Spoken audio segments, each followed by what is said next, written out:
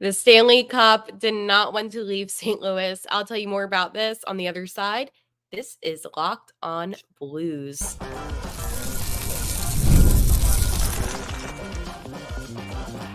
You're Locked On Blues, your daily podcast on the St. Louis Blues. Part of the Locked On Podcast Network, your team every day.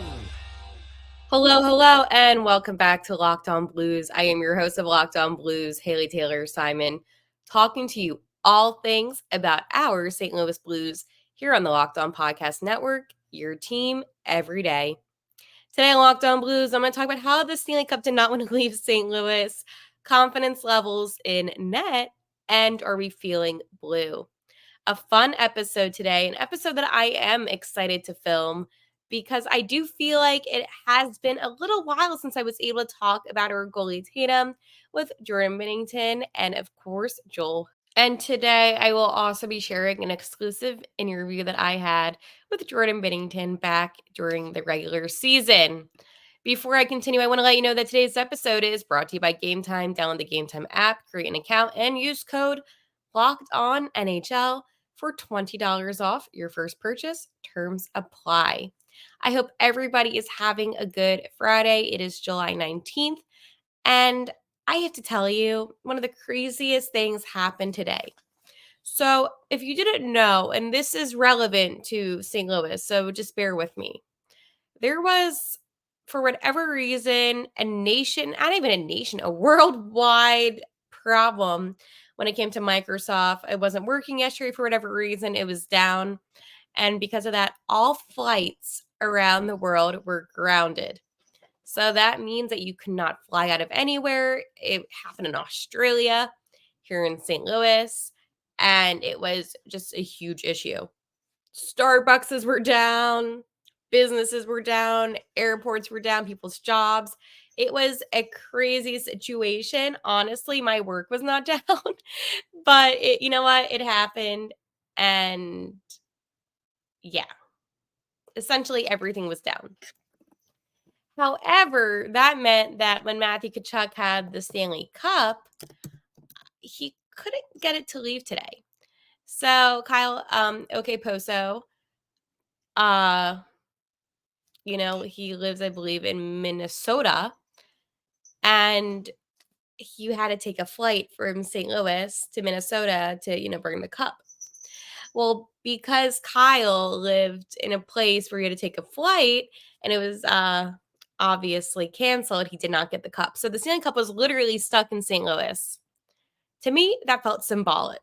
Now, for those that don't know, Matthew Tkachuk took that Stanley Cup and he paraded it around St. Louis, going to his elementary school, going to the hospital, like taking it everywhere. And the Tkachuk family, one of my favorite families in hockey. I'm a little biased because of Keith, but they really did embrace their time with the Stanley Cup. But for me, I mean, you have this like big, world problem today. And one of the biggest headlines was Stanley Cup stuck in St. Louis. Now, why is that symbolic to me? Because it makes me kind of think, are we that far off from having the Stanley Cup back here again? Now, I understand that, Tkachuk, St. Louis native, brought it home. But the cup belongs in St. Louis. I mean, there was also this other photo after I did yesterday's episode that came out of Matthew Tkachuk standing next to the cup while a horse is drinking out of the Stanley Cup. Yes, you heard me. A horse. I don't think I've seen anybody in my life celebrate the way that Matthew Tkachuk has. And it's not even like he was partying or going crazy. But I mean, he slept in the same bed with the Stanley Cup, embracing it. He had a horse drinking out of it. Like, this man honestly cracks me up so much. And I think one thing about, the Tkachuk family is that they just are so out there, and I love that. I think it's so cool to have such a passionate hockey family who isn't afraid to really embrace, what it's like to be a cup champion. I mean, Keith didn't win the cup. So for him, I feel like this is a huge milestone as it is. And I think that's the other thing too, is that I think that, the whole NHL community knows how much this does mean for Keith. I mean, any parent really should be proud of something like this, right? So I'll tell you more about what happened with Kyle in the cup because I this great article came out on Sportsnet Canada. So travel issues impacted Kyle Okaposo's chance to have his day with the Stanley Cup. He planned basically to have fans see the cup, but obviously because of that. So then made your announcement, especially if you're driving from distance for Kyle Okaposo's public Stanley Cup appearance at it has been canceled due to the Stanley Cup being stuck in St. Louis. Kyle said, I'm crushed. And it's crazy. After 18 years, he really wanted to lift the cup, but obviously he couldn't. So he was the first one to get the cup after you know, Barkov had it. And everyone's like, oh, yeah, I'm sure the, NHL will do something. But that's such a crazy story, right? Like, so he did end up getting the Stanley Cup, by the way. So yes, the cup ended up going, it really didn't take him that much longer. And, it got to Minnesota. And, Phil Pritchard, who is the keeper of the cup, posted a photo of him with the cup. So I'm sure for Phil, it was a crazy day too. But I just wanted to share that because I thought that was just such an interesting story. Uh, you know, when the players get their chance to have the cup, it is a special day, especially if you make arrangements for fans to come out. And I think that, yeah, sure. I mean, not yesterday, today. Today feels like a long time. I can tell you that. But it felt like it was never going to end. I just cannot fathom being at the airport today. Um, God. Do you ever take a nap and you wake up and you're like, what day is today? That's me right now. Because I can't process that Microsoft was able to shut down the world like that. Like, that's a little scary. And I think that this whole situation, like, it's just crazy. Like, St. Louis is in the headlines again. But I wanted to talk about it because it was one of those things that I'm like, this is such an off-season story. This is such a, oh, of course this happened. But anyways, going back to Kachuk though, I just wanted to share more about Kyle because he did get the cup and that just kind of came out. So I just wanted to share that update with you. But Kachuk, on the other hand, just I really have to believe that Matthew or Brady will one day hoist the Stanley Cup wearing the blue note. Okay, maybe they won't get the cup wearing the blue note, but I have to believe at least they will wear the blue note once in their career, even if it's like their last season. I mean, here's the thing. They grew up Blues fans, obviously. I feel like for them, if they signed like a 1 year towards the end of their career, not really a pivotal player on the team, but just kind of there, then is it that unrealistic? I think it could happen. And I always have to like remind myself that these boys are so talented and they have so much skill. I mean, Brady is the captain of his team. And I feel like all things said and done, you have some really, really talented hockey players that, you know, probably wouldn't come to St. Louis because of the logistics of the Blues being a cup contending team again. But I feel like they're also the same guys. Like Matthew obviously just won his cup. Why wouldn't he at one point maybe want to come? Like he already won a cup. I know that the mentality of these players are how many can I win? Even though he won, I'm sure he's thinking I want to get back there again. So I feel like maybe if any of the guys were to, maybe Matthew at one point, but I also feel like Brady too. Like that's like the thing. Like I'm getting the sense that both of them, kind of like the Joseph brothers, might be on the team at the same time for like a year. I feel like that might happen. It won't be in a couple of years. It's going to be longer than that, as I said, towards the end of the career. But I mean, I have to believe like Patrick Maroon always wanted to play for the Blues because, again, St. Louis native wanted to be here. All I'm saying is it so crazy for me to believe that this might happen with Matthew and Brady?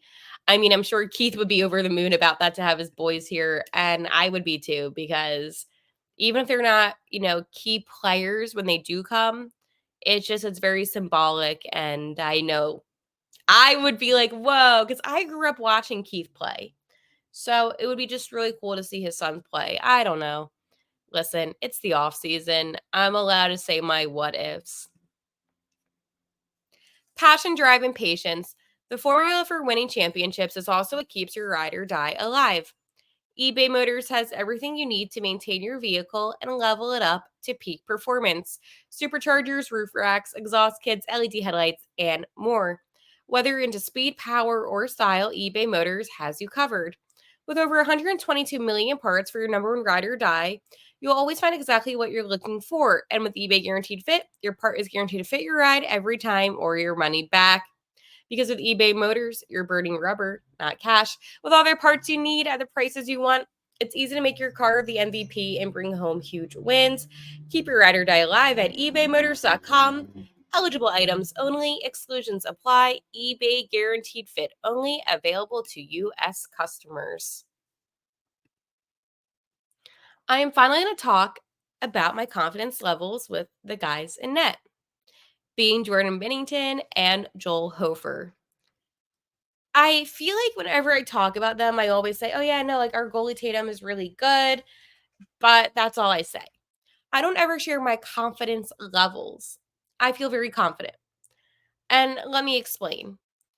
Bennington is one of the most underrated goalies in the NHL. I mean, he always has incredible performances. Sure, some seasons are not as good as the others, but he is mostly a consistent guy in net. Hofer had a great rookie season. Obviously, did not start off so great, if you recall, but he ended up redeeming himself. I feel like that's one thing that the Blues can get right is their goalies. And yes, obviously, Bennington is well, besides him being a talent, he is a natural. And I feel like his rookie season, obviously, when, Jake Allen came out and they put Benner in, lights out. And I liked Allen, so I was, like, kind of sad about that. But he got a ring still because he's still a cup champ. But I feel like right now, this is just such a good goalie Tatum.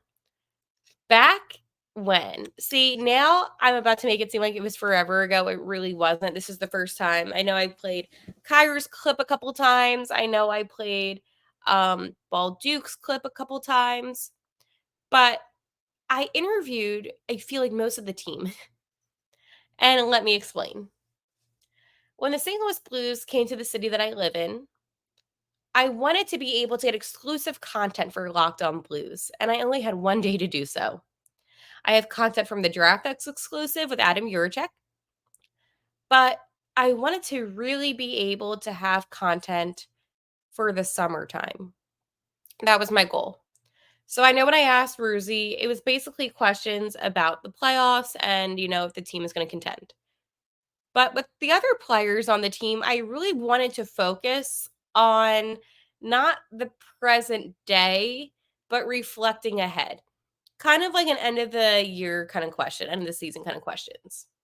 I was strategic about it because it's not easy to go to a player during the midst of a season and midst of trying to get into the playoffs and say, hey, by the way, let me know what you think about this, that, and that.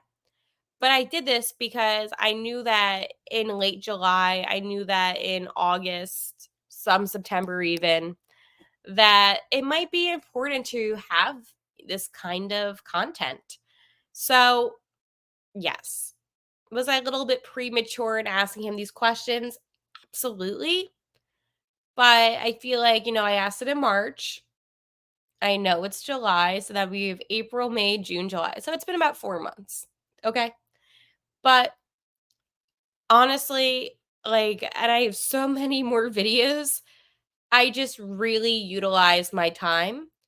I have 30 minutes to do all this, and I just wanted to make sure. And the other thing, too, that I want you to know is that with every player that you see that I have asked questions to, that I have interviewed, I have gotten their consent to be on video. I know some organizations, they only do audio. The Blues, luckily, were nice enough to allow me to do video besides audio because of the YouTube element to this podcast. So every player was cool with being on video, despite maybe some of their looks in the video, because I was like on my phone kind of filming. It was a little awkward, right? But anyways, here is the long-awaited Jay Ben's interview that I had. All right, so obviously this season the Blues have been, a little back and forth, but you seem to be the most consistent thing about this team right now. How do you feel like the defense has been in front of you? I think just really strong, getting better as we've gone along too. Playing breaking up well,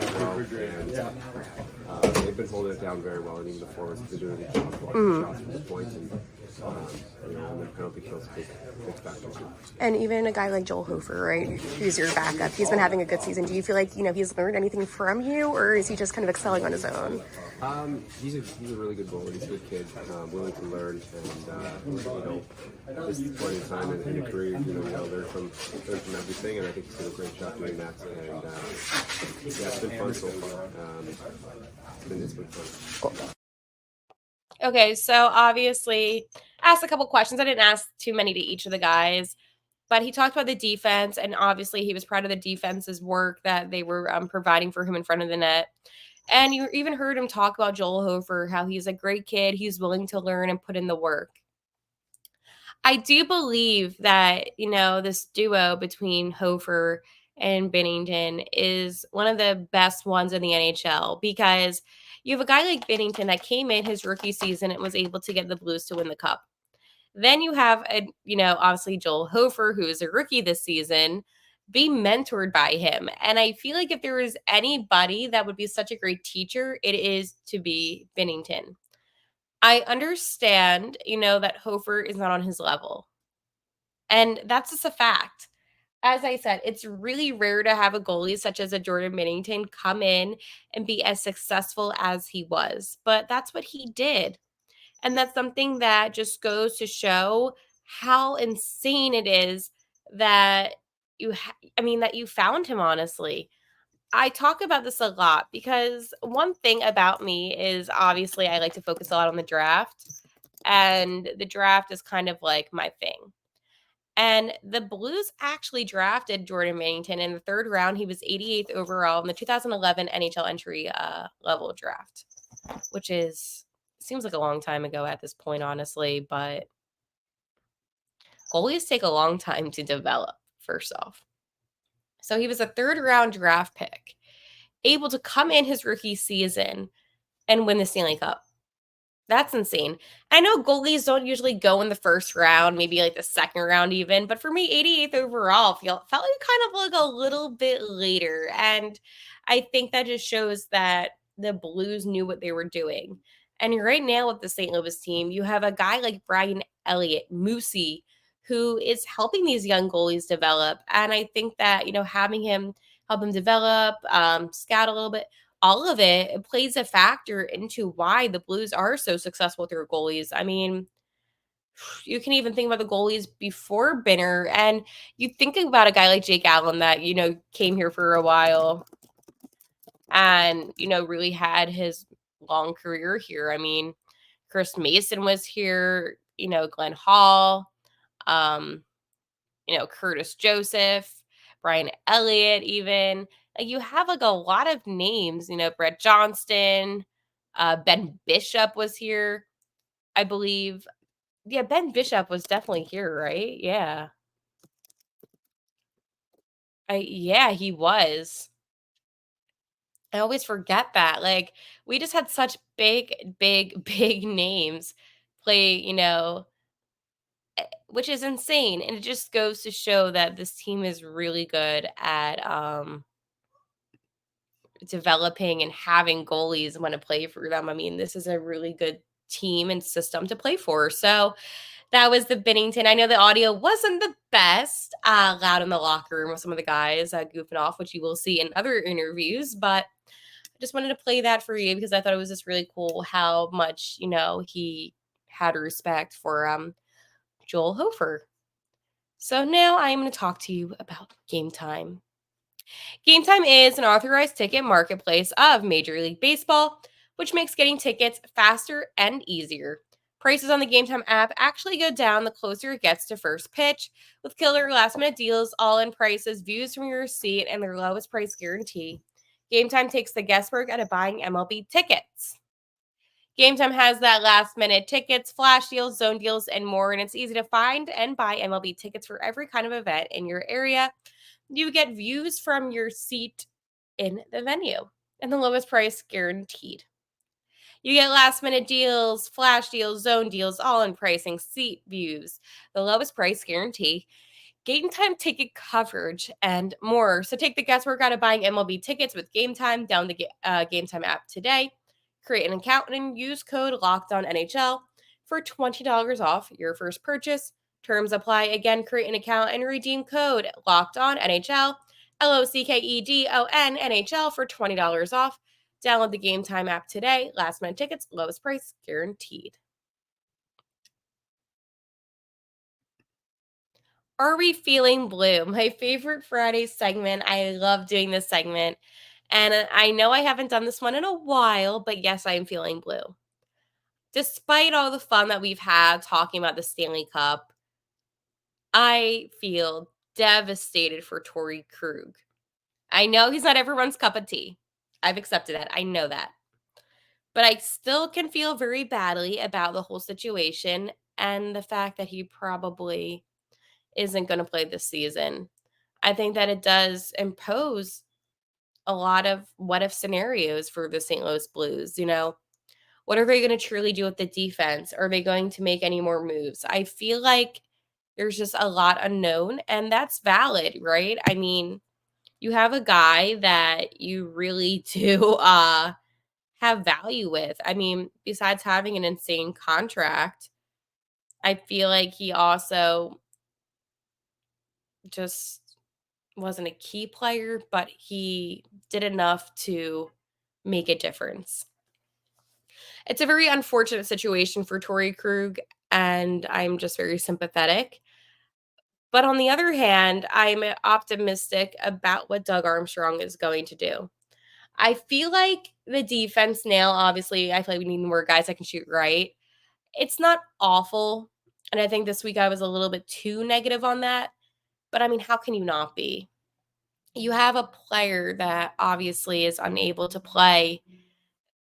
That was, our second pair kind of guy. So now they're going to have to shift some things. I don't think Suter's going to be in the second pairing at all.